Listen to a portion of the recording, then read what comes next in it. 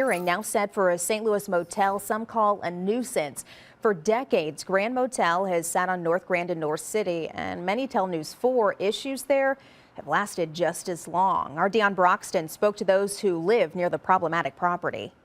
We had a person OD last 4th of July on our front steps. Father Scott Jones is the pastor of Saints Teresa and Bridget Catholic Church in North City.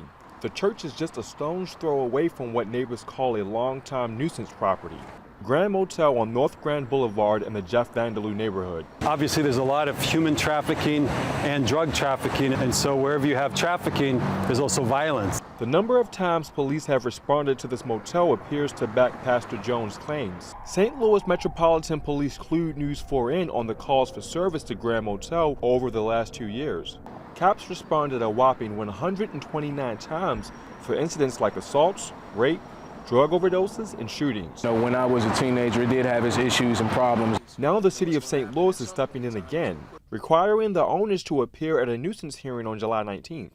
Brandon Bosley is the alderperson who represents this ward where Grand Motel is. He says sometimes during a nuisance hearing, a business can be suspended to up to 30 days. If calls for service go down in that month, he says that's a good indication that that business is the issue in the community. I think that corridor in general has been an issue, and it's just getting to a point where, it's been at a point where things have to be addressed. Bosley says he's spoken to the owners on multiple occasions about the motel's ongoing issues. We have shown that we are trying to work with the business in general to try to figure out how they can do better business and how it is that we can help them as a city to achieve their goals at the same time. The owners turned down speaking to News 4 for a second time in 2 weeks. Father Jones says he received the same treatment. Have they been kind of receptive to the concerns you've raised? No. Jones, like many others in this neighborhood, want the business shut down. In St. Louis, Deion Broxton, News 4.